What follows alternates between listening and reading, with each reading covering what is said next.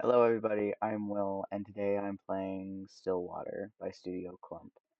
You can find it on itchy.io and play for yourself in the link in the description. But otherwise, enjoy the VOD.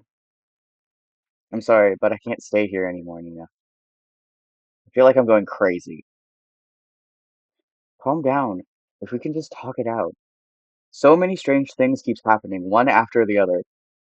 Every day there's a damn dripping sound. I thought it was just something leaking at first, but I checked every faucet, every ceiling, everything, and I still hear it everywhere, constantly echoing in my ear. Please, listen to me. Oh, but the water. That damn water. Water? Yes, it's everywhere. Pools of it are all around the house, and every time I try to mop it all up, another will appear. There's no end to it. Ah, but it's at night. It's at night when it all comes. What are you talking about?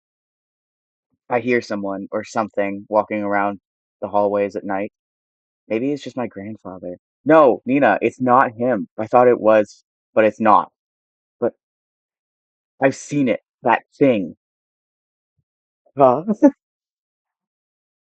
I only glimpsed at it once, but I'm more than certain that thing was not your grandfather. Well, we never know. Ever since that night, I would lock my door and pray it would walk past my room. I don't know what's going on, but I swear it just keeps walking, always walking on pools of water. Maybe you should like, I don't know, mop those. Sometimes I hear them randomly. Their steps are erratic and faint, but I can still hear them. Just this steady pace up and down the halls. But I think recently it's no longer like that. What do you mean? Every morning I follow to see where these wet footprints lead. I walk towards something more clearly than before. It walks towards something more clearly than before. It would walk down the halls, climb the stairs, and turn corners. All of it I'd follow. Eventually, the trail would come to a stop, and it would all stop right by your grandfather's room. Now, I think it's just your grandfather like having a time. Like the floors are wet. Like maybe he's like slippery. I don't know. His room? If this is some sick joke to scare me away, then please stop. It's not a joke, Nina. I meant when I said that there is something wicked going on in this house. That can't be true. I know this is a lot, but you have to believe me. I can't stay here any longer. I'm sorry, Nina. It's okay. I understand. Thank you for taking care of my grandfather up until now. And I'm sorry for all the stress it's caused you. I'll be sure to pay you right away as soon as I. Nina, listen to me. I don't know what's happening around here, but the woman on the phone cautiously looks around, turning her head constantly back and forth, looking over her shoulder to find if any other is listening in. He grips the phone so close to her ear in a vice-like grip before speaking again in a hushed tone. Something terrible is lurking in this house. I don't know what it is, but please, as soon as you get back, take your grandfather and just leave this place. Uh, how are you saying that over the phone? Leave? I can't just leave everything behind. We have nowhere else to go. Please, Nina, this place is not safe. The rumors, they're true. The curse is real. My family is not cursed. But Nina, at this rate, your family will. Enough. Pause. The cold and sharp tenseness strains the call as both women, exhausted and stressed beyond their comfort, try to stifle their own growing frustrations towards one another, neither yielding to the other's thoughts, only leaving anger and hurt to fester through the silence. After what feels like a suffocating stillness, Nina finally sighs heavily and responds bluntly to the caretaker. Look, I don't know what you heard or saw, but I can't just leave things like this. Whoever or whatever they are, they will answer to me, and I won't let them have their way. I don't have time wasting my energy on this stupid curse. So, if you can't help me, then so be it. I'll find a way. Nina, my grandfather is all I have left. He is all I have left. Dramatic. There's a guy back there. Is that the grandfather? Bro looks young. Dinner. Diner? Dinner. Diner. 7 a.m. Amid a foggy morning, there sits a man by the corner of a booth. He drinks black coffee and, depending on his mood, occasionally orders a donut. Wow, how fruity. And today, it was just black coffee. Never mind. Uh, I swear, I've never seen that amount of paperwork in my life. A freaking mountain worth of it. You're a valuable member of our team, Hugo. What? What? What? You're talking to yourself. My foot. I'm starting to believe that I was bamboozled into joining their agency. Huh. Hugo Laurent, age 30, takes a good look at his cup of Joe and chugs it all in one sitting. Oh, don't chug. Ew. I guess one sitting. You could sip in one sitting. Depends how long you're sitting for. How long are you sitting for, Hugo? He then continues to grumble to himself after last night's grueling work at the office. I really need to find a different job. As he contemplates his poor life choices, he looks out towards the early mist. I have to, I'm sorry. I have to do technical things. Stop zooming in dramatically. I need to do technical things.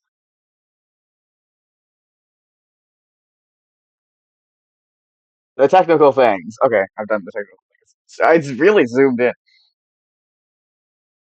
There was something inherently terrifying about the fog to him, how it engulfs everything and nothing. Even if it disappears, so it leaves behind traces, proof of its remaining. What proof does fog leave? I'm curious. Even in a quaint little town like this, I can't even run from my fate, I guess.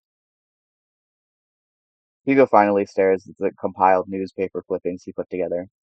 Some of them from recent events, but mainly all were past headlines of missing persons cases. With coffee stains on them. Disrespectful.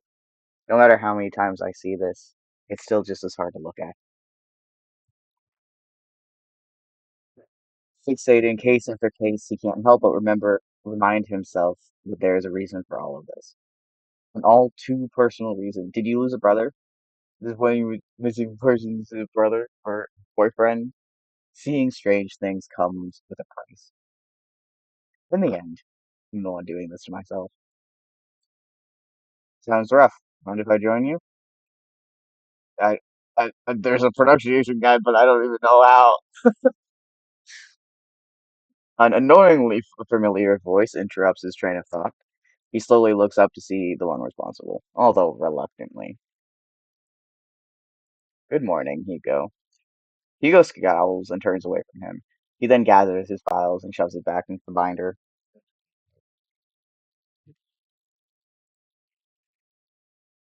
Give me a sec. Technical things.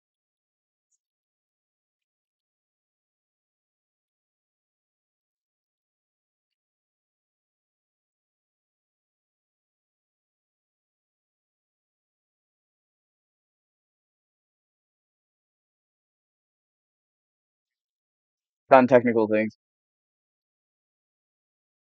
Meanwhile, the tall man takes this as an initiative and sits at the opposite end of the booth. He greets the waitress passing by and orders himself a, he- a hefty body breakfast special with an extra plate. As usual, the waitress is happy to oblige and goes back to the counter to relay his order. The man then looks back at Hugo. He sees the empty cup and the now jumbled newspaper clippings, all all the while Hugo is trying to ignore him. You really should eat something with that black coffee. No, not ordering any donuts today? I'm fine, Noah. I'm just not in the mood, okay? Not even a little. There's a momentary silence between them before Noah disturbs it once more. Well, too bad for you. I ordered a big breakfast for the two of us. Two? Bro cannot even. He cannot even. As if the word. As if. As if. Nope, it's gone. We don't know what that was. Why the hell did you order for the two of us? Maybe because he wanted to treat you to breakfast because you. Yeah. Sorry. Just eat what you want to eat. Don't worry about me. I, I'm not. I don't. I'm not gonna try. I'm not. I don't know how to say that. you even listening to me? Come on, we both know that if you don't eat right now, who knows when you will, and I'm not about to let you faint again. So, open wide. Noah DeLeon, age 27, a natural-born traveler, is also the only person in the world who lovingly threatens him to eat them. Oh, so they're besties! With a pensive look, Hugo finally gives in and eats a generous spoonful without further complaints. Of tots. A spoonful of tots. It's good. Yeah, no, yeah, of course it's good. Right? Good food will always help cheer you up. Damn him. I got swept away again. Oh, by the way, the chef will be out for a business trip. She mentioned it will be for a couple weeks. When did she tell you this? I didn't hear anything about it. Yesterday, I think. Yesterday? She told me to sort out the cabinets yesterday. She didn't mention anything about a business trip. I guess it was a pretty sudden one. Well, I mean, she did tell me to tell you. And lucky me. I know where you go every morning. You know what? I'm not surprised anymore. Well, what do you want to do? We technically have the day off. I'm gonna head back to the office. There's a couple of boxes I didn't get the chance to sort out. In that case, I'll come with you. Why? You could just rest for the day. And pass up this opportunity to get to know you better? Quit it. After their enlightening banter, the two of them finish their breakfast, pay for their meals, and head to Hugo's home. In the car together. Okay, if there's ever chat or anything I cannot see, my thing is dead now. As Noah opens the door to the passenger seat, he notices a bloodhound sleeping inside. Hopper! Oh my god, adorable. The big dog stirs at the sound of the car opening and lazily stares at Noah. Ah, I'm sorry, big guy. And then closes the door while trying not to make too much of a noise to disturb its occupant, Colby. At the sound of his name, his heavy-lidded eyes slowly peek to see who calls for him. It is his one and only partner, his human. As if finally realizing who he is or where he is, the old bloodhound stirs up from his sleep, pounces at Hugo, and proceeds to wag his tail uncontrollably. I'm not barking. Good morning again, Colby. Had a nice nap? Colby, 8 years old, Hugo's most faithful and loving partner in crime, has the biggest tendency to just sleep all over the place. Noah, who is witnessing all of this from the back seat, chuckles to himself. He is amazed and slightly defeated at Hugo's sudden surge of energy. It doesn't matter how many times I try when it comes to boosting up his mood. No one can beat you, Colby. Agency, 7:50 a.m. The three head back to the office. The space is just the same as Hugo left it, a decent, organized mess. To his credit, for the amount of boxes he painstakingly went through, he believes he did a fair job, albeit it could have been better. Wow, you really outdid yourself, Hugo. It looks less crowded. Ah, shut it, will you? I said I was gonna get on it. Thanks, boy. Before Hugo could continue to before hold on, I'm dying. Before Hugo could continue to give deserved head pats, he noticed something. A woman standing timidly peering outside from the storefront. She looks a bit frantic, and even more restless with her disheveled and ill-fitting clothes, drawing emphasis to an already visible petite frame. The woman tries to grasp the door handle several times, but stops before she could touch it. Her brows furrow, agitated and distressed about something. So much to the point that it's preventing her from just simply reaching out for help. However, when she finally makes eye contact with Hugo, she immediately rushes on him. Oh, hello. I'm sorry. I know the close sign is up, but I saw you come in and are you alright, miss? I need your help. My grandfather, before she can continue explaining, Noah swiftly cuts in front of Hugo and intervenes, in all too practiced manner. It's okay, miss. We'll hear what you have to say. So please, why don't you sit right over there? Noah gestures to one of the empty seats on the other side of the office. The poor woman hesitates for a moment. She clutches desperately at the strap to her purse, her eyes focusing apprehensively on them and at the gestured seat. After mulling over Noah's offer, she quickly glances back and nods. The woman then walks towards the corner of the room and sits at the edge of the sofa. Her posture is wary and tense, giving no sign of comfort or even for even this brief moment of peace. Can you start off by telling us your name? I apologize for earlier. I'm usually a bit more composed than this, but I think I'm failing at that too. My name is Nina Mortimer. Ah, hello, Miss Nina. My name is Noah. Noah Leon. I can pronounce things. I am one of the assistants here. This big guy next to you is our lovely assistant Colby, and that one brooding over there, and his pensive investigator Hugo Lord. Hmm. I'm not brooding. I'm just tired. And our chief is always on business, but I think that can. It's been how many minutes, and I'm already dying from talking. And our chief is always on business, but I think we can still accommodate you. So, how can we help, Miss Nina? Just for a moment, Nina appeared a bit more lax, more hopeful, maybe even relieved from this warm welcome.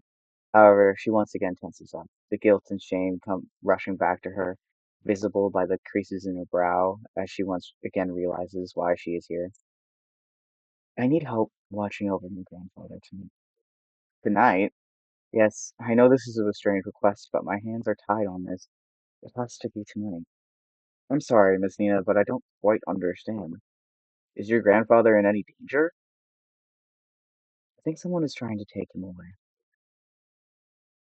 Take him? Miss Nina, I think you should contact the police right away. They are far more equipped to handling this kind of situation. No, they're not. I've tried requesting of their help, but they've given me the same answer, verbatim, for weeks now. They would send someone out to watch over the manor for the entire day, but by the end of their routine, they would always report back nothing unusual. They saw no one else leaving or arriving at the house other than me or the caretaker. And despite telling them all in detail about the letters and all the strange things that's been happening, there is nothing they can do about it, but just sit around until it escalates even more. I can't wait any longer. Any more than this, then it'll be too late. If only they knew who Lewis was. Lewis? She lets out a gasp. Her hands shot out to cover her mouth, realizing she has said too much so carelessly. She tries to avert their gaze, but Hugo stares persistently at her. Miss Nina, who is Lewis? Are they the ones causing all of this? Once more, she contemplates, her brows knitted closely together as she bites her lip nervously. It's as if the words she wanted to say have suddenly died out, too heavy to even utter. A mistake she can't take back.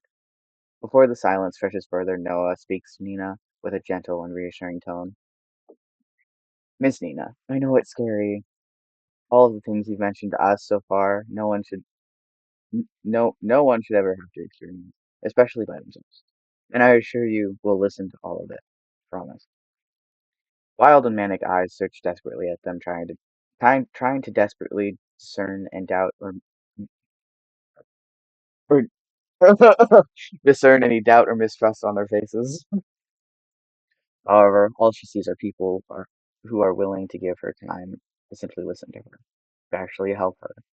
From this alone, Nina looks to the side where her purse is and opens it. Tucked inside one of the pockets, she takes out a single, slightly crumpled envelope with a pigmented red wax seal pressed into the middle.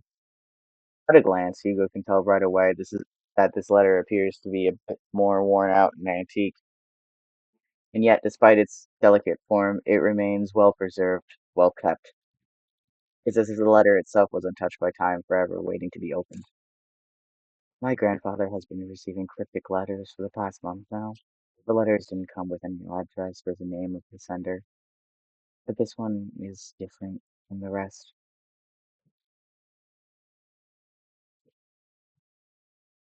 Has there been no sound this whole time?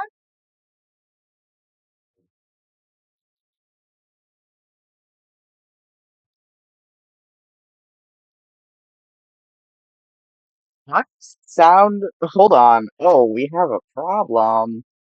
Why is the sound coming? Oh, wait. Problem. Problem detected. Problem detected.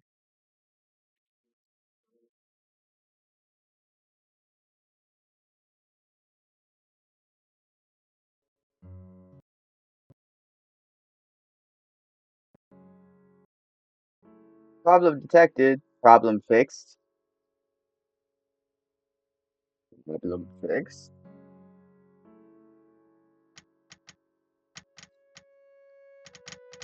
Problem fixed. Uh, yeah, problem fixed. Yay. Okay, back to it. This one is different from the rest. This had the name Lewis on it. As she hands over the letter, Hugo notices her hand slightly shaking. Nina is still avoiding his gaze, but he knows she is trying in earnest.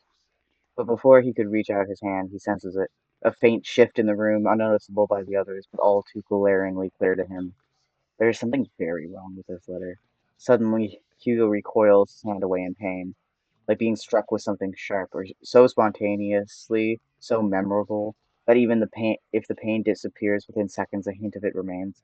Something so small, akin to the prick of a rose from a thorn, or more like paper cut. Are you alright? I'm sorry, I didn't mean to hurt you. No, I'm fine, Miss Morgan. It's not your fault. It's not your fault. Hugo stares squarely at the cut. Thin red line starts to form slowly by the top of his index finger, trailing down and stopping just above the first crease. A red so clearly visible it's haunting. That doesn't look like a normal paper cut to me. Let me get you a band-aid. It's fine, Noah. I don't need one. But really, it's fine. It doesn't even hurt. Noah takes one good look at him before sighing exasperatedly and sitting back down to his chair, still eyeing on Hugo's hand. Hugo shrugs and returns his attention back to the letter. This time, luckily, nothing happens. For it to reach all the way over here with just a letter alone is truly terrifying. Carefully, he removes the contents of the envelopes and folds it. At first, it looks like any other normal written message. A person named Lewis is asking the other Henry to come meet him by the lake at midnight, needing to share something important with him. However, what's eerily striking about this is not the letter itself. Appearing at the bottom of the page, a message scrawled, unlike the rest, stands visibly out to Hugo. A message that shouldn't be there. Remember our promise, Henry. When did you receive this letter? Yesterday. And your grandfather? Where is he now? He's currently back at the house with a caregiver. I promised them I wouldn't be out for too long. I made an agreement with them, you see. No? What sort of agreement? The caretaker we have now agreed to watch over my grandfather, but only during the day. Before nightfall, they would leave exactly at the same time. Before nightfall? I wanted to believe that this whole thing was an elaborate scheme to steal my family away. I know this sounds crazy, but at one point I thought everyone was in on it. The mail carriers, the officers, the caretakers. Everyone had a hand in making our family suffer. But this one was different. Up until now, I've never heard anyone by that name.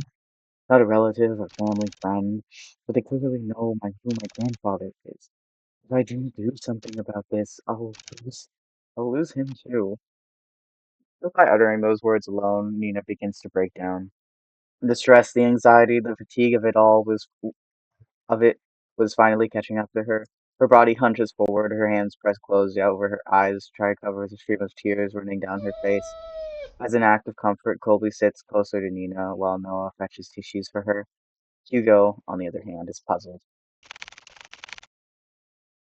He said this whole thing has been going on for the past month, but something doesn't add up.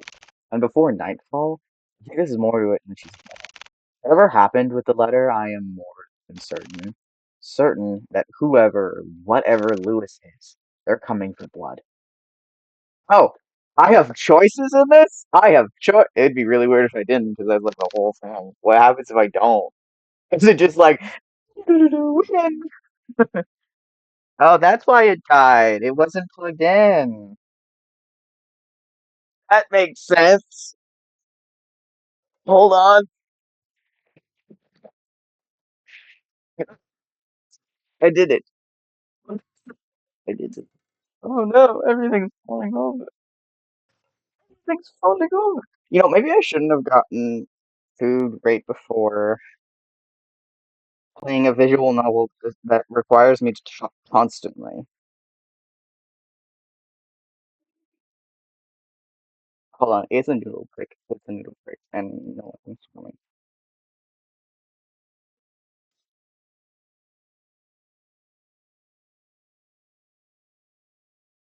It's a noodle brick.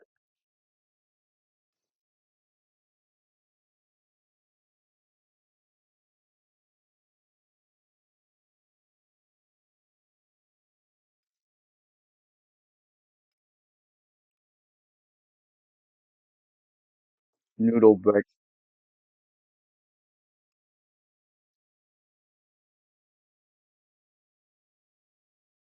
I just need that to happen. Yeah.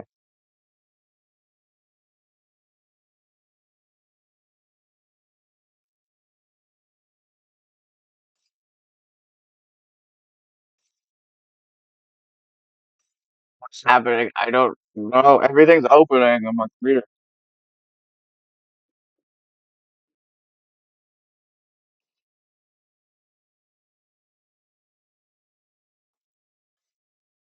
That's hydration.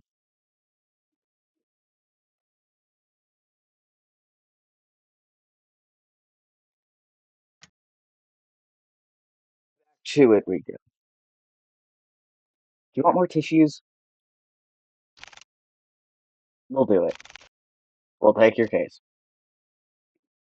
For a moment, everything goes still. Their eyes and attention are solely directed at Hugo, whose eyes have a certain glint to them, now unwavering and more determined than ever. Before anyone else can speak, Nina stands up, wipes away a stray tear from her face, and walks up to him. You, you'll take it? Hugo simply nods. Thank you, thank you. You don't know how much this means to me. We're glad to help, Miss Nina. Please just call me Nina. Well, Nina, we'll do our best. Nina smiles at Hugo and Noah in gratitude. Her eyes renew with a faint gleam, a hope that maybe things will change for her and her family for the better. However, before heading out, Nina reaches into her bag once more. She takes out a small piece of paper and a pen and hastily starts jotting down something. I best be on my way now. I'll let grandfather know ahead of time he'll be coming. Also, this is my address. I'll be sure to greet you all when you arrive.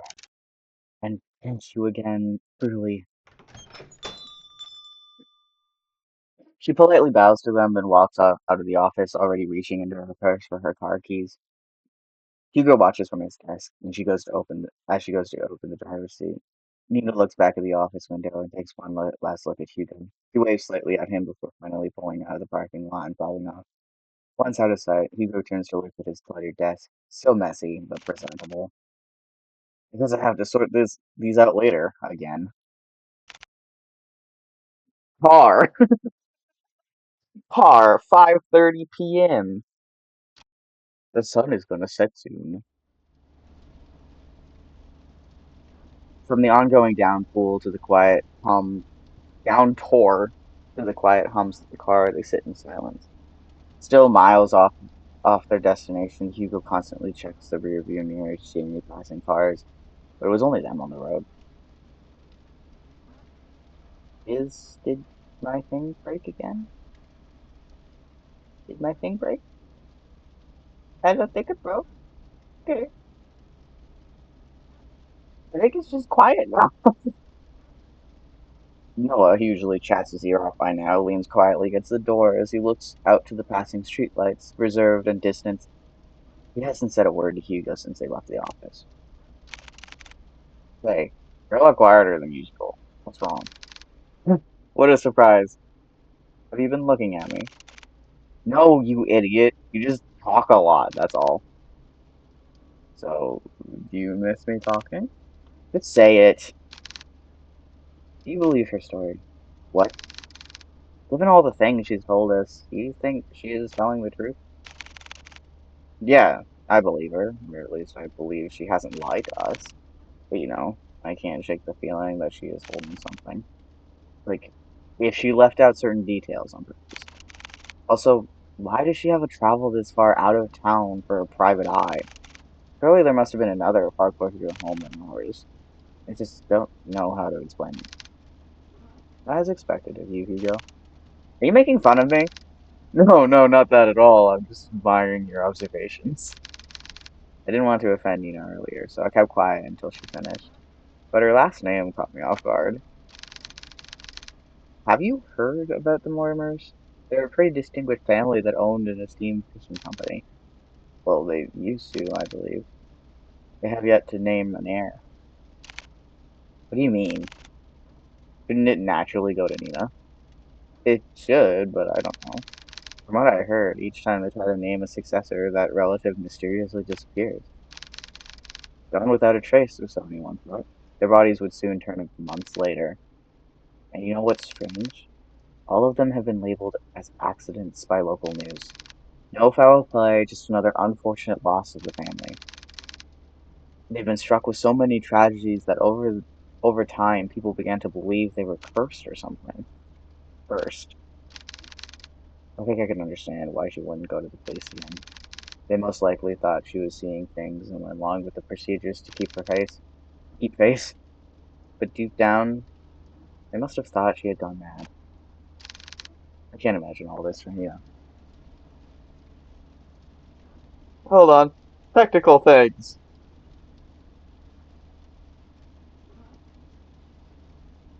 Technical things.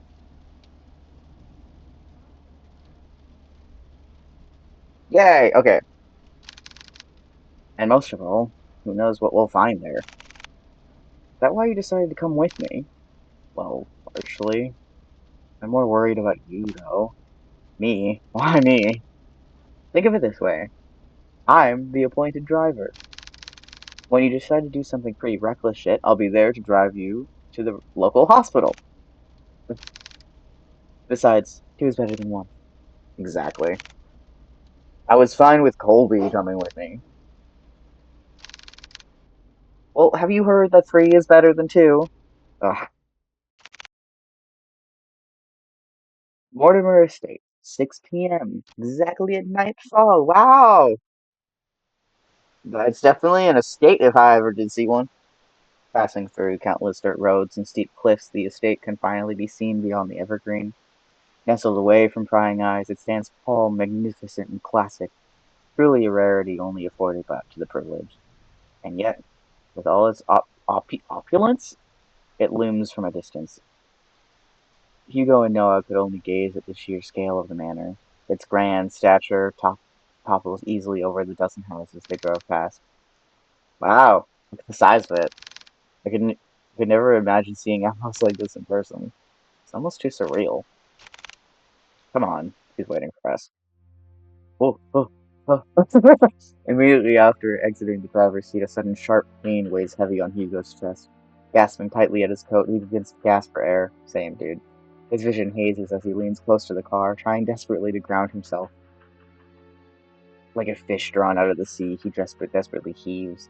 The air in his lungs escaping too quickly burns as he feels his throat start to strong and drawing tighter the more he breathes. But the pain pales in comparison to the feeling far more excruciating. So, bro takes one step outside the car, immediately hospital drive. Is this a house? No, something far more sinister. He feels it. Something is watching him, a piercing gaze fixed on him, like leering at a bug and waiting to strike. We'll be together soon, honey. What the hell? Damn it, already? I need to hurry, or else. Hey, are you alright? Noah calls out to him, snapping him out of his fixated trance. Colby nudges his head against Hugo, whining with concern over his partner's well-being. No,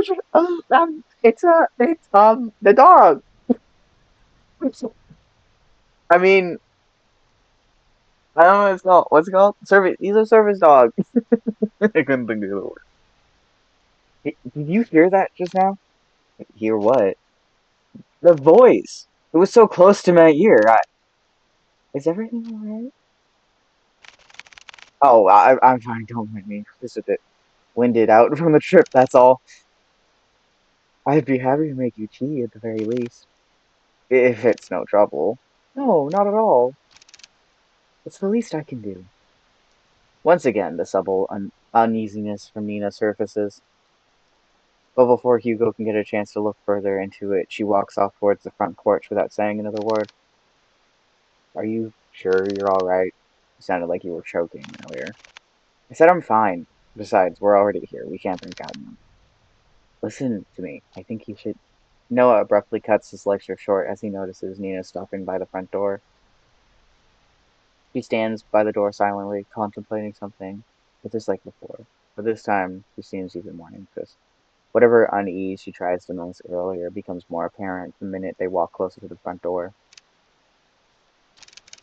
I haven't been quite honest with you, Detective. Just like before, as if carefully choosing her next words, she decides that in the situation, words are not enough. You'll see for yourself what I mean. And with that, Nina enters the house, leaving the three to follow behind. Hugo is about to enter through the foyer when he feels a tug on his arm. Don't forget what I told you. If something happens, let me know right away. You'll be the first to know. And with that, Noah releases his grip on Hugo. The Supreme. That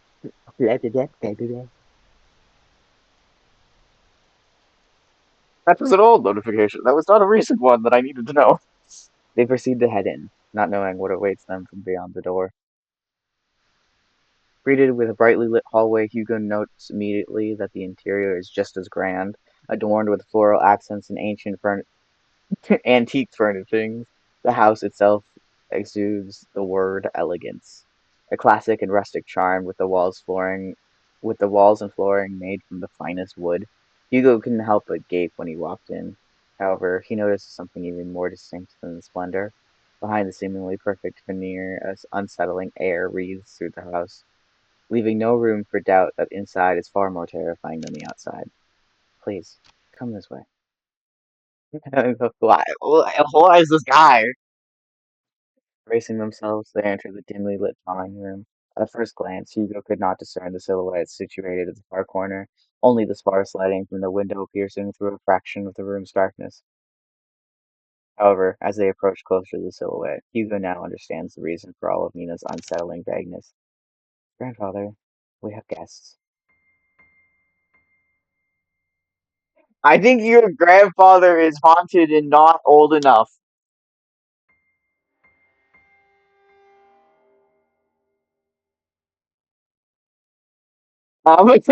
Sitting on the armchair is a very young man, not much older than Hugo or Noah. He is dressed modestly and shares none of the imposing presence of the manor. No, rather, such luxury does not even remotely reflect on the man before them at all. It's as if the flow of time had stopped only for him while the rest had continued changing drastically without him. Just like the letter timeless, delicate, and jarring out of place.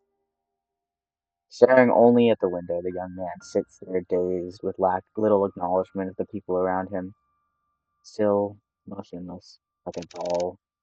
Grandpa, these are the people I spoke of. This is Detective Laurent, Laurent, and his two assistants, Colby and Noah. They're going to help us. Even after introducing them to the head of the Mortimer estate, Hugo and Noah could not help but feel unnerved. The man before them is supposed to be frail and older than any of them. And yet here he remains, forever unchanging, forever young. They've come a long way, so I'll be making tea. Would you like some, Grandpa? He does not reply back, nor does he glance at Nina or anyone else in the room. Only fixates his gaze on the rain and fingers. I'll be sure to make a cup for you too. He then timidly gestures to Hugo and Noah back to the foyer. Bearing more questions, the two follow Nina outside. But before they leave the drawing room, Hugo takes one last look at the young man. There is an all too familiar air about Henry Mortimer. His eyes, they're similar to his own. Whatever he must be looking for, Hugo knows it will never end well. Nina, that man. Yes, he's my grandfather, the one I asked you all to watch over. I know it's hard to believe, but Nina draws something out from her pocket. It's an old picture of a handsome man with slick back hair wearing the finest of suits. The gentleman in the picture has a different air to him, one of wealth and power. none of which reflects at all the current Henry Mortimer. It's almost as if looking at two different people. This isn't much to go by, but believe me, they are the same person. Then why does he look so young? It happened a few nights ago. I was on my way to get a cup of water when I heard a loud thud coming from my grandfather's room. I was worried that something fell over, so I went to go check. When I opened the door, I found him collapsed on the floor. I rushed to help him up, but when I did, he looked so different. He wore the same clothes, but my grandpa wore that night. And his face, I recognized that face. He looked younger. So many things were rushing through my head at the moment, and yet I knew he felt familiar to me. I know it sounds bizarre. I want to talk about it, but that's what happened. That was also the same night I found the letter. It was next to him, already open. I'm sorry for all of this. No matter who I went to, they either said something was wrong with me or my family. With everything going on, he was alright. The pools of water, the letters, Lewis, and now this? I've been ignoring the signs for years, just blindly hoping things can get better if I try finding solutions on my own. But that's not enough anymore. Maybe my family is really hurt. No, they're not. Curses aren't real. Detective? I think we easily get too involved in believing this sort of thing exists. In truth, the ones who fixate on it make it their reality. Rumors, doubts, lies, all of those things are what they want to become real. Deep-rooted emotions like that they can't possibly be healed or fixed right away. But like a curse, those emotions drag other people down with them. Personally, I think you were caught up in all of this. But I assure you, we'll see this through.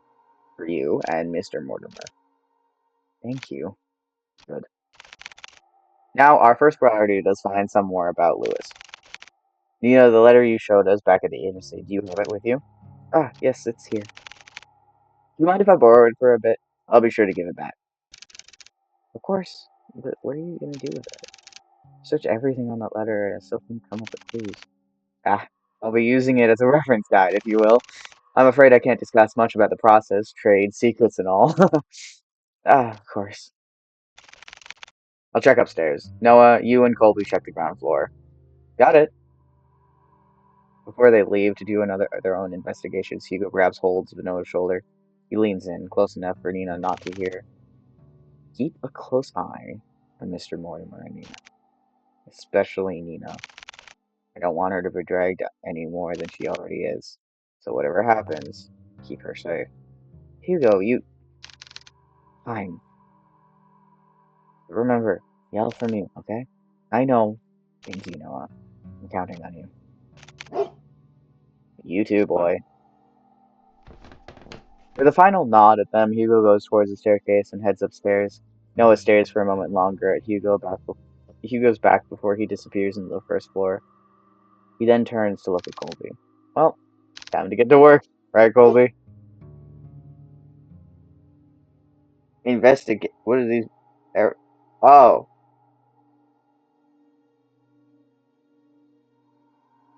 Oh! It's a point and click too? That's crazy! It's a visual novel, and it's a point and click. Wow. Hold on, I'm bundling. I'm bundling. Stream is gonna get a lot more entertaining when I get a face cam. I will. I'm doing that later. Outlines will appear on clickable objects. On the top right corner is a hint button. Click it and you'll highlight the objects you missed. Let's look around! Oh, I'm... I just don't want to look at him.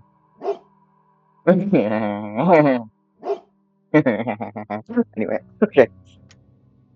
So Mr. Mortimer still sits motionless by the corner of the room, his gaze never leaving the ring. Okay. The large bookshelf stands close to the entrance. It contains a couple of photo albums and a few phone books. A delicate arrangements of violets and white roses. They seem to be fresh and fairly new.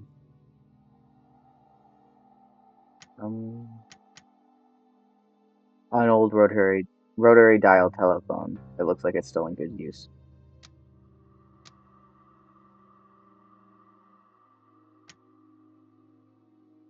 Frames, decorations, and walls are covered in white sheets, veiled with a thin linen of dust and lining of dust on top of them.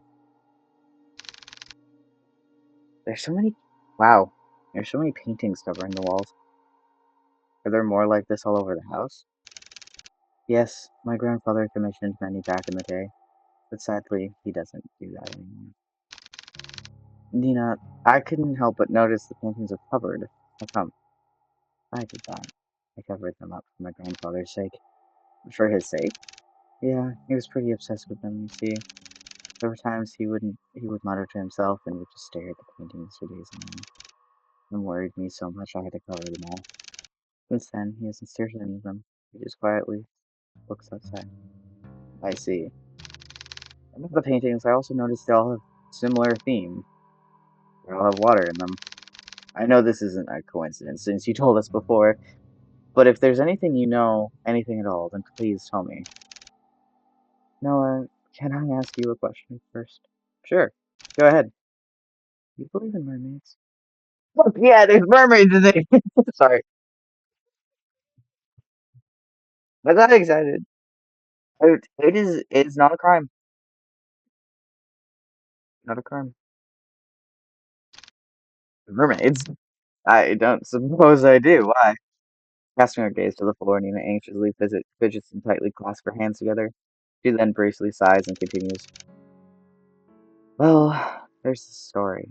Or rather, more like a fairy tale that my family has passed down. A fairy tale? Yes, well, it feels more like one to me. It was about a fisherman who fell in love with a mermaid. Every day and night he would go out to the shore to gaze at her beauty, but one day she vanished, leaving him confused and heartbroken. Determined, he would sail many seas for a chance to see her again. Sailing from coast to coast, new lands beyond and back he would go. Not long after, fortune followed him all throughout his journey and made him one of the wealthiest and highly respected men in his village.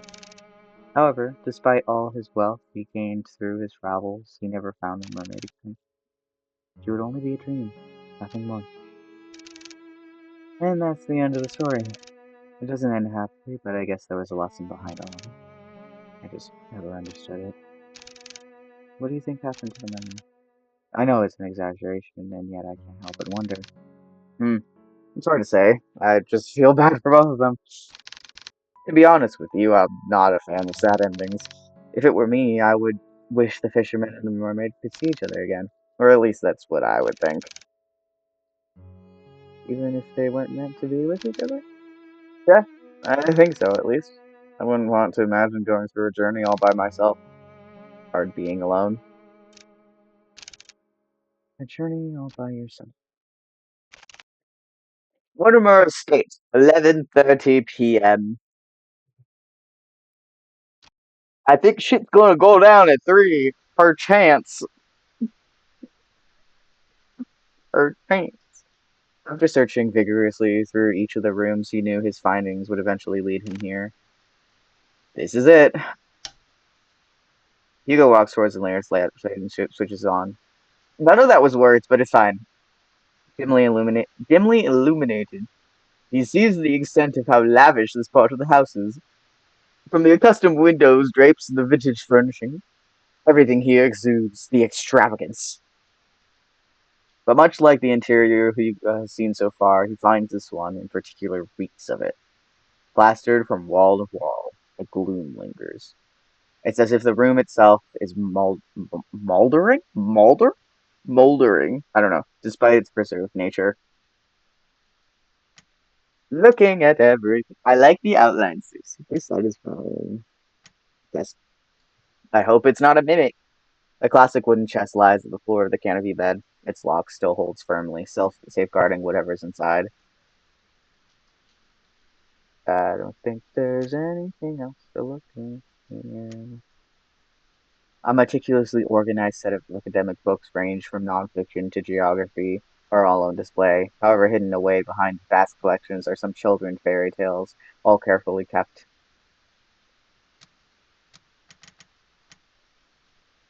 Scattered pieces of paper, all forgotten, lie waiting on the cold floor. Heavily etched markings are found scrawled all over the papers. Pristine pearl white tea set sits patiently by, untouched and unused for quite some time. A leather-bound journal rests on the edge of the table. Its pages are torn out so haphazardly that the binding itself is starting to fall out. Oh, Jimmy! An old photo of a lost time, a sweet summertime memory of a little girl with her beloved grandfather.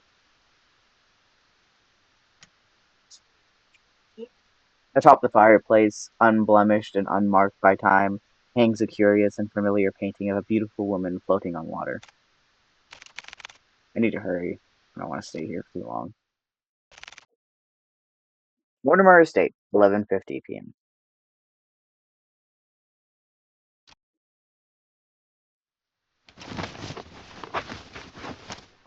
What was that sound effect? That was a sound effect. He searches and searches, and still there is no sign of Lewis. To Hugo, even if there's a fragment, a singular thread to that person, to their real selves, he could find them. There is nothing.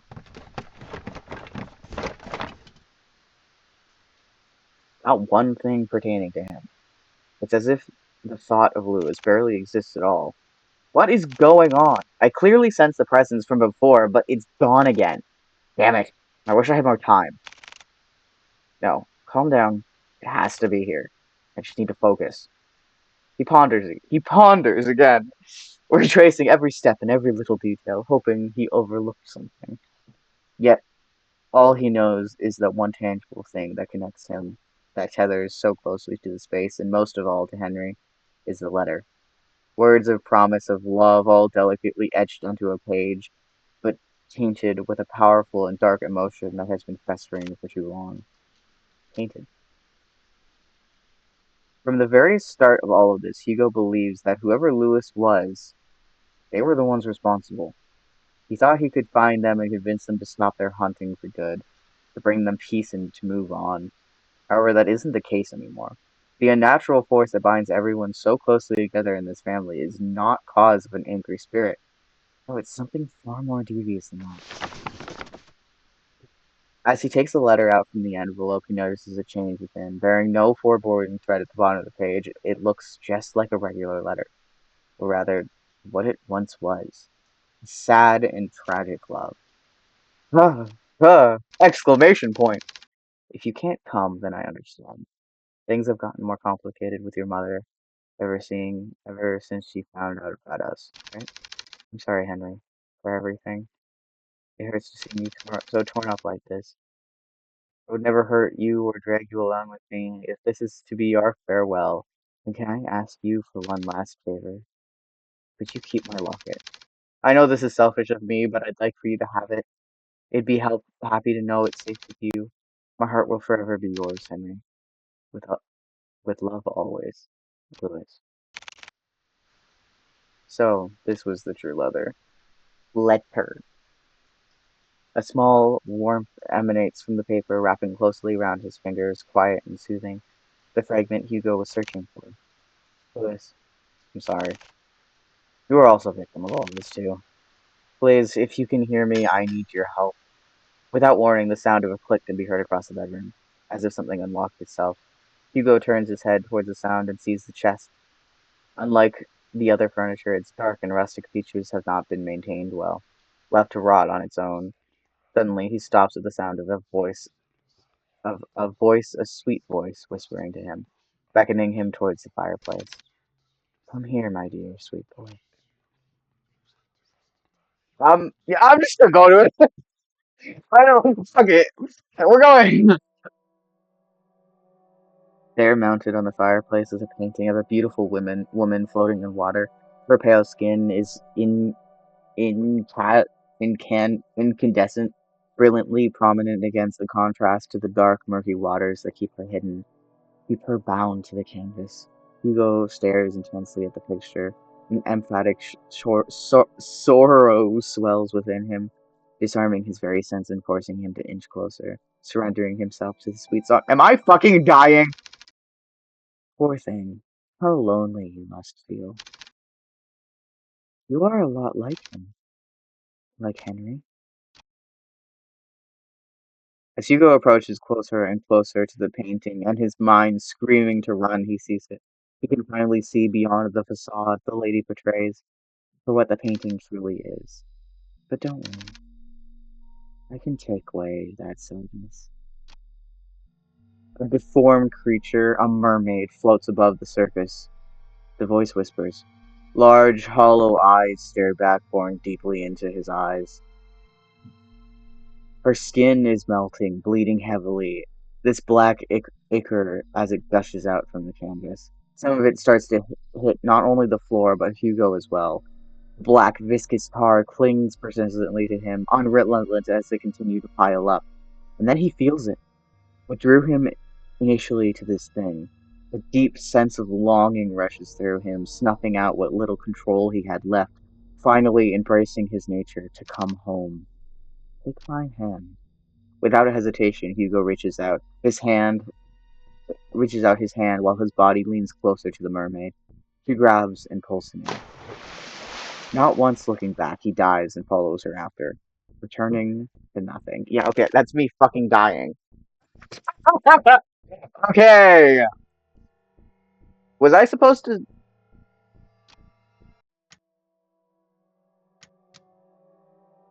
Shit! Shit!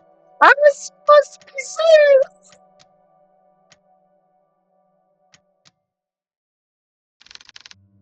Okay, hold on. We just gotta do this. It's fine. It's fine. I didn't realize I was supposed to be saving. It's okay. Just give me a minute. Just give me a minute. I'm gonna be. It's fine. It's totally fine. Don't worry. There's only like how many scenes? Quite a few. There's quite a few scenes in it. Man, I should be saving before every choice, but I like forgot this was how it goes.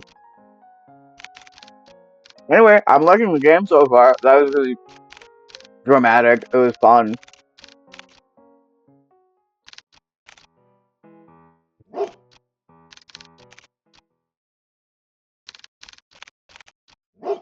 Come on.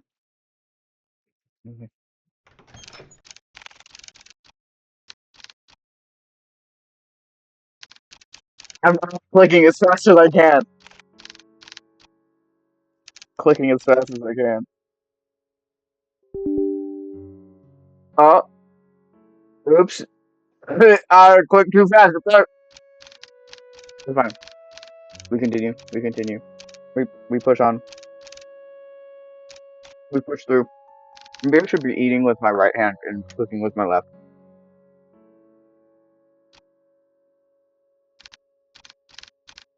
Yeah. We got it. I got it. I got it. I'm so good. Shit. What happened? Open something. I don't need my emails. Everything. Everything is going well.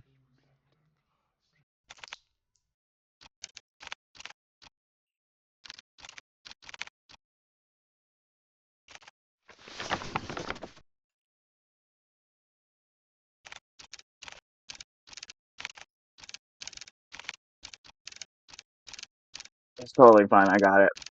I still got it.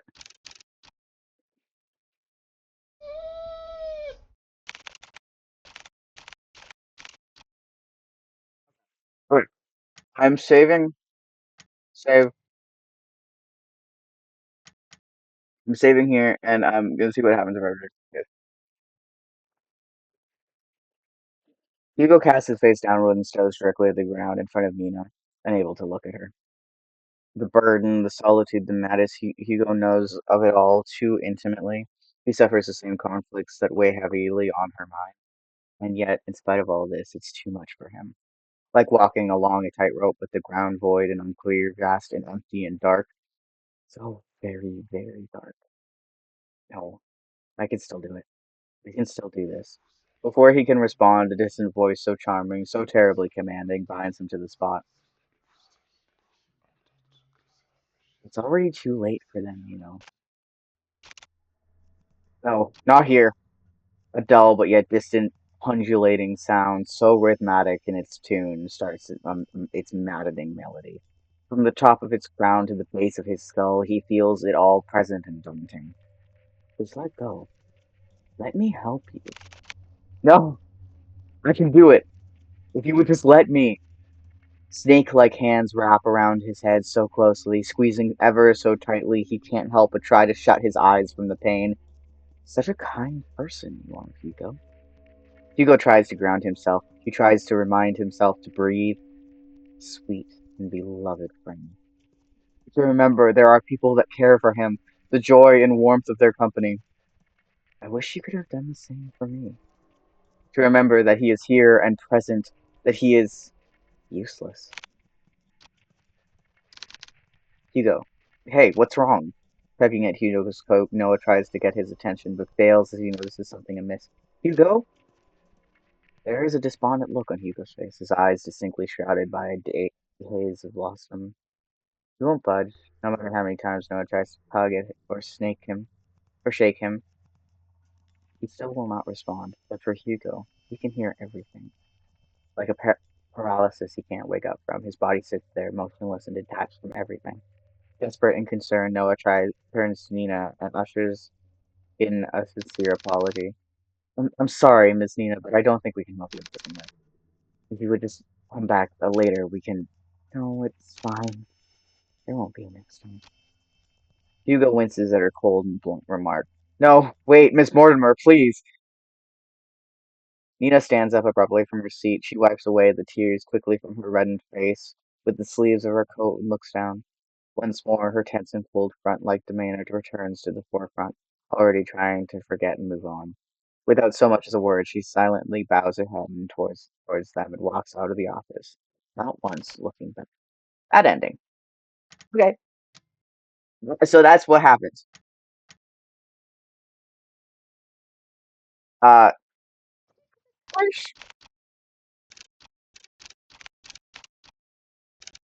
wait, more clicking because I should have saved.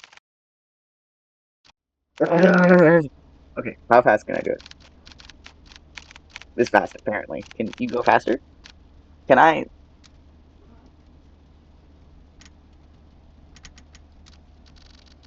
Oh, I can do it. Hold on. Okay, we good. We good.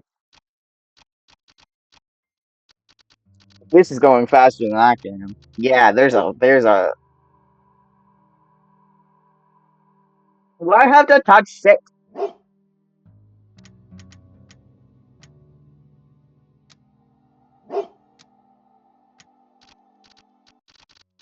Okay.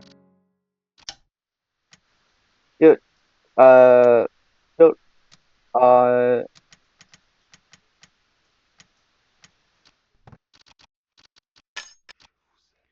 okay,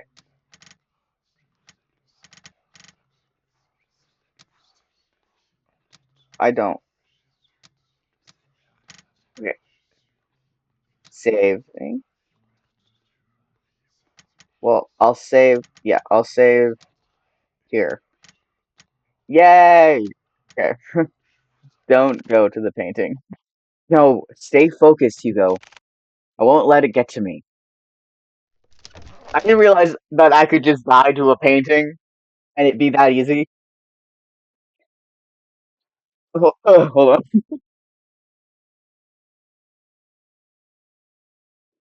Preparing himself, he heads toward the chest to open it. Inside, scrambled together, are a bunch of notebooks and small trinkets. Hugo continues to rummage through when he stumbles across an old newspaper article. Young man found dead by the lake. Gasp! An unidentified young man was found in the morning of exorcisms 3 days prior to his death, according to the police. Ruled as a suicide, police have claimed that the trouble used to drown himself. This certainly is a tragic loss, an unfortunate event indeed. No claim of his body has been made. Lewis. Was Lewis the perp? At the corner of Hugo's eyes, he spots a bright glint buried beneath the clutter. He reaches for it. Oh! A locket of brilliant gold shines, embellished, retains a timeless luster. Inside its safeguard, a picture of a young man with glasses smiling brightly. This must be the locket he was talking about. It's so pretty. I'm surprised it still shines like this. And this picture. Did he put this here? No. It might have been here. But why would he store it away like this? What should I do? Okay. We're saving again. I'm taking the locket. I'm taking it. I should probably hold on to this now. Take it to him, please. Louis? A gentle but distant plea echoes in Hugo's heart. A forgotten ache of yearning and regret hits him deeply. Feelings not of his own start to rise like small ripples on a pond, wanting to be found again and remembered. Don't worry, I'll bring it to him. I'll make sure of it. Hugo is about to put everything back into the chest when he feels a wet and cold sensation crawling up his leg. What? Water? A pool of water reluctantly spreads across the floor, already seeping into the chest. Damn it, no! Suddenly, the lights shut off. A scream is heard, followed by a myriad of shouts. Hugo is about to call to Noah, but stops at the sight of pale feet before him. Here! Looming over him stands a tall and ominous figure. His face is shrouded in complete darkness, devoid of any human emotion. It appears as a young man, but Hugo knows that is far from it. No, this is the very thing trying to imitate a human form. Trying to be human. Hugo could only stare back. Paralyzed with fear, he's forced to watch the horror as it slowly creeps towards him. It's just like before, the sensation of something staring at him from within, but this time it draws nearer, inching ever so closely. The words to call out to Colby or Noah fail to reach out. Lodged in his throat, he struggles in pain. With his breathing shallow, he tries to force his body to move. And then it stops. Looking down at Hugo, filled with nothing but malice and contempt, it speaks.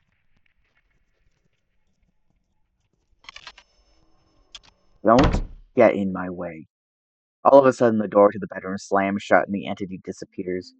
Tension from his body finally releases its agonizing grip and he gasps desperately for air. His vision blurs and breathing is haggard. He staggers towards the door. He yanks at the handle several times, but it's slightly jammed. Fuck. Noah! Colby! To his dismay, he is only greeted with silence at the other end of the door. Damn it! From a distance, he faintly hears the sound of Colby's relentless barking as it gets further away from the house. Hugo rushes towards the window. He tries to pry it open, but just like the door, a heavy force prevents him from doing so. Like being underwater, his movement slow and drawn out as if being dragged down by that "fuck this." Frantically looking around the room, he spots a nearby chair. Without a moment sooner, Hugo grabs the chair and starts to strike the window. Bit by bit, the window cracks, gets larger with each blow, splitting off smaller pieces. What the hell is this thing made out of? Still trying to catch his breath, he musters all the strength he has left for his final blow. Damn you! Just break already! Clearing out the remaining glass shards, Hugo peers his head out to see any railing he can grab hold of. However, he discovers instead that the wall adjacent is covered in ivy. Despite how heavy the rain has drastically become, he reaches out for it, grabbing a handful of the vines. Carefully, he climbs out the window, gripping tightly and making sure he doesn't lose his footing. Yet, to his luck, the patch of vines he clutches starts to tear away from the wall. Out of desperation, he struggles to find his grip on another, but fails when his hand slips out of reach. Shit! Clamoring wildly as he loses his grip on the ivy, he crashes lands into the thicket of bushes. Air forces out of him. He heaves uncontrollably, trying to even out his breathing. But even that is laborious. An immense pain spreads across not only his back, but his entire body. God, I'm getting too old for this. Although his body screams out in pain, he forces himself up. There's still time. I can do this. I have to do this. With staggering feet and haggard breathing, he makes his way to the place where it all started. To the lake, where this tragedy starts and ends. The lake. We don't know what time it is because this man doesn't carry a fucking watch.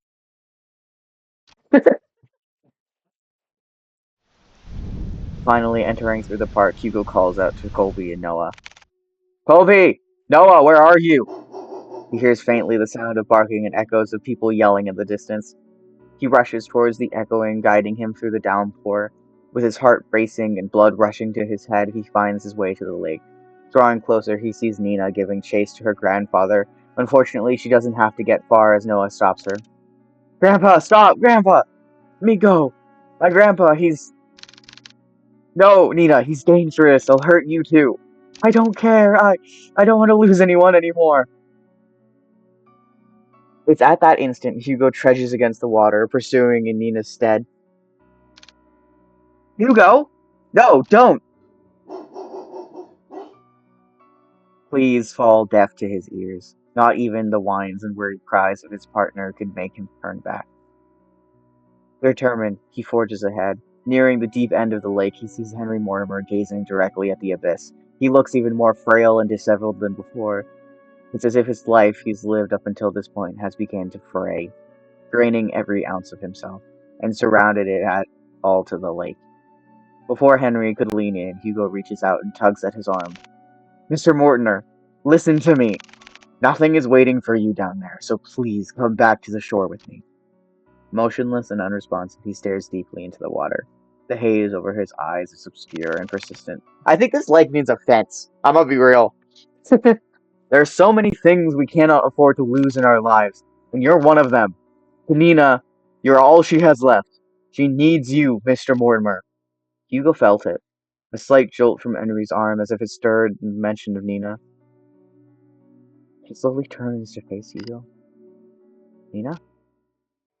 However, just as cruel and violent as the storm, Henry jerks back, wrenching his arm away from Hugo's hold on him. No, all of this is my fault. If only he got to Lewis sooner, then none of this would have happened. He was waiting for me. He was patient with me, and yet for all the things he's done, I chose my family over him. He's gone because I didn't pick him. Henry backs further away from the shoreline. Mr. Mortimer, his manic eyes never straying away from Hugo as he kept his distance from him. Lewis, I'm sorry. I was the one who dragged you into this. You deserved so much more. And I wished... Henry struggles over his words. He clasps tightly to his shirt, his throat dry and taut from all that has bottled up. From all those repressed and silent years, just waiting. Waiting for the curse to finally take him. I wished I had gone with you that night, Lewis. Sir, even if you still convet? Sir, if you... it wouldn't resolve anything. Not for you or Lewis. I read what he wrote to you those years ago. He understands if you didn't want to come see him. But the thing is, Mr. Mortimer, Lewis never thought any less of you. He said so in his letters to you. Yes! His letters? For the longest time, I wanted to believe he hated me for that. Resented me for that choice, or at least I thought it was easier for me to think that way. How long has it been since I talked about him? It's been too long, sir. But that's why you don't have to shoulder off all that pain by yourself anymore. We can talk about it. About you and Lewis, all of it, together. Hugo extends not only his hand to him, but a promise. A promise that Henry had yearned for so long. A way to forgive himself. He hesitates at first. What fool believes in that deserved forgiveness? Such a thing doesn't exist. And yet, despite everything, Hugo still reaches out to him. To a stranger. Maybe he can be forgiven. Just as he was about to reach out for Hugo, a hand slithers around Henry's instead. Shit! Its arms unnaturally contort around him while its head perches on his shoulder. This thing, this Lewis is no longer pretending to be human. With piercing, cold green eyes, it glares directly at Hugo, mocking him, cursing him, wishing nothing but despair. We can be saved? We can be forgiven? There is only one true way out of this. I will share with you the most happiest of endings. Before Hugo could reach out for Henry's hand, he disappears into the water. Mr. Mortimer! Without hearing the anguished cries and desperate pleas, Hugo dives after him into the abyss. We don't know where we are or what time it is. We don't have a watch or a compass. Plunging into icy waters, Hugo feels shocks running rampant through his body, like spikes continuously piercing from his legs to the tips of his fingers. Fiercely and unyielding, his chest tightens as his heart races and he begins to kick his legs, hoping whichever way he goes, he'll find his way to Henry. Swimming deeper and deeper in, he sees faintly a figure slowly descending into the darkness.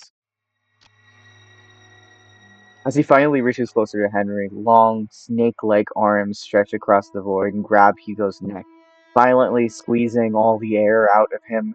He tries desperately to wrench his hands away, but with each struggle, Hugo's movements begin to weigh heavier and heavier. Lewis! Where are you, Lewis? It's looking for Lewis! Digging deep into his coat pockets, he grabs tightly to his hand the locket that Henry kept and had long forgotten, holding it out as it shines over so brightly in the dark. Ah, there you are.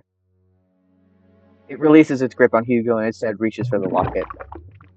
Taking this as a chance, he drops the chain and kicks with all his might to grab Henry's arm. With his heart and body screaming in pain, he swims desperately to the surface. Almost there. I just have to. Well, how are you speaking? Why?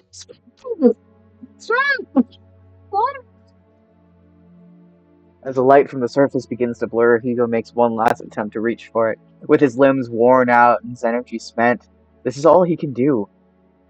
Before he loses his consciousness, he notices his figure swimming towards them, getting closer and closer, and then everything fades to black.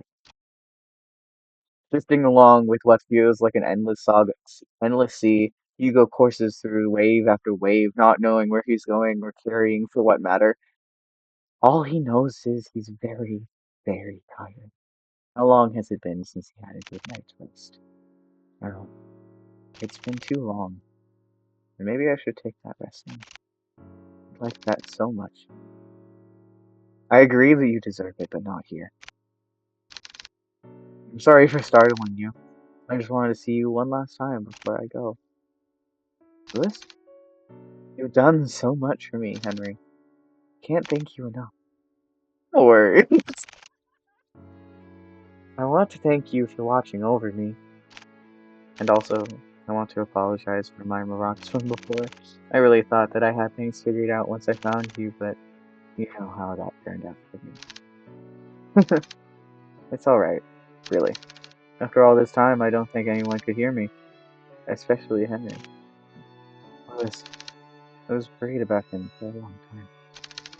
He always wanted to keep me away from his personal struggles, to keep me safe from them. But I was too stubborn for my own good. Honestly, I don't regret it. Any of it. Even if I could no longer reach out to Henry. Fate weaved its thread back into you, our tangent connecting us once more to this very moment. And for that, I am forever grateful to you, Hugo. You're welcome, Lewis. From a far-off distance, Hugo hears a voice crying out to him, beckoning him for a return. Well, they're waiting for you. Yes, they really are, huh? Take care always, Hugo. You too, Lewis. Hey, back to the lake! No one has a watch still! With his eyes closed and his senses still returning, he feels the constant tug and lick of certain bloodhounds, whining as he tries to wake up his partner. Hugo! He also hears another familiar voice, too annoyingly close for comfort. Eyes shot right open, he jerks up, confused. Hugo looks around before he coughs up the remaining water in his lungs. Are you alright? Noah starts to pat his back while Colby continues to whine over Hugo. What happened? Where's Mortimer? He's safe. So is Nina. They're both okay. The police and the ambulance should be arriving soon. Thank goodness. Isn't there more you have to say to me? Instead of thank goodness, I swear, you don't listen to a damn word I say. I'm sorry, Noah? Exhausted, he lets out a sigh. He then continues to pat Hugo's back aggressively when someone approaches them. Detective Laurent? Oh, Nina. There's someone I want you to meet. It's the guy! It's the guy from the restaurant! I'm sorry. I'm sorry. Behind her stands an elderly man. Frail in stature, he timidly looks to the side pensively as he ponders to himself. Although his youth has long faded, his eyes are what catches Hugo's attention. They're no longer piercing and vicious green, only just like Nina's. Hello, Mr. Mortimer. Detective. I never got the chance to say goodbye to him. I always thought about it. Every day. What if Louis lived only in this world? What if he stayed a little longer with me? It's because of that constant mindset I dragged everyone in. And it kept hurting not only me, but Nina, especially. I was the only one who kept hurting her, the one to blame for all this. But you, someone I've never met, still went out of your way to save me. Not knowing my burdens or my faults. Thank you. Hugo reaches out to Henry and smiles brightly at him. It's my pleasure, sir. Before he lets go, Henry tugs at Hugo's hands one last time. I hope that someday you two will overcome it.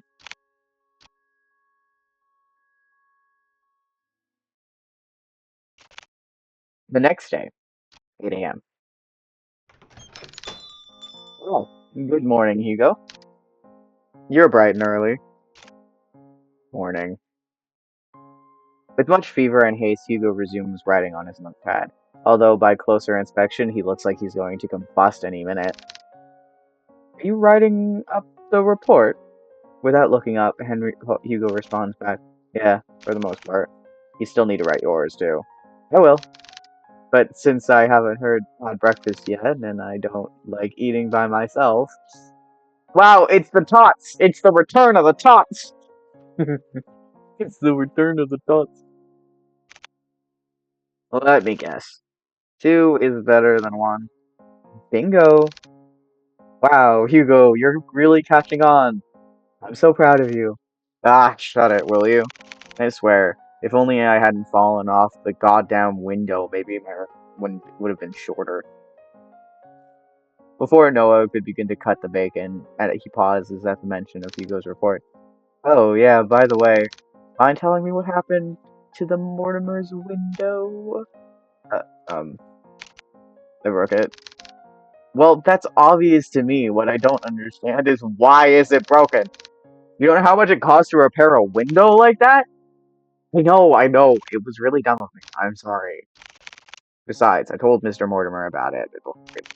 Honestly, I was expecting an earful from him. And also the bill. And, surprisingly enough, he said it was okay. Lucky us, right? So what? You just called in a day after all of... So what? You just called it a day after all of that? Thank you so much, Mr. Mortimer. You broke it. You pay for it. Would you chill? Of course I'll pay for it. But each time I kept insisting, he just shrugged it off.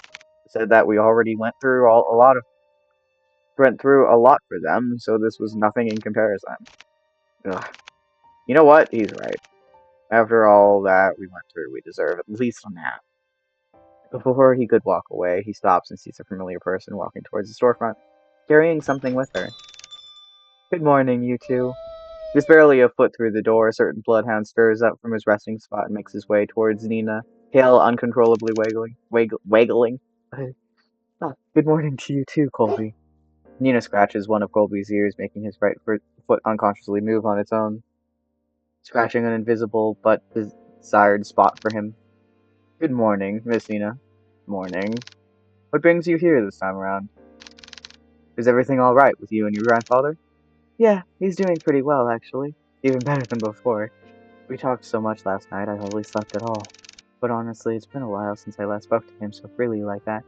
I hardly felt tired at all. It's wonderful to hear. Ah, but there is something I wanted to ask both of you for.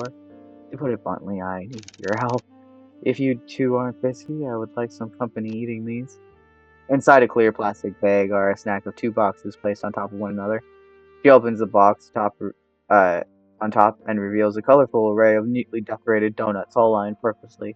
No, no cramped or squished pieces. A work of art in Hugo's eyes. Wow, so pretty. Donuts! They look so delicious. We're more than happy to eat those with you, Nina. There he goes again with his donuts. Yeah, but please join us, Miss Nina. We were about to have our breakfast too, weren't we? Always so brazen in front of others. You do make it exceptionally easy for me. You both have such great chemistry with each other. On second thought, I'm way too tired for this. I'm going to have to apologize in advance for this, Nina. But truthfully, I've been running on last night coffee, and I'm about to pass out any minute. No worries. Honestly, I think a little break time sounds like what we all need right now. Thanks. Hugo puts down his pen and proceeds to head for the couch. Colby follows after him. Would you like to join us, Miss Nina? I would love to. I guess we save these for later then. Yes, please do. Now, come on, it's nap time. Noah sighs heavily before sitting down the food on his desk. He then gestures Nina towards the sofa, in which she happily takes his offer and joins them. They're cutie patooties. Look at them. They're cutie patooties. Normal. I'm getting old. I mean, you are old.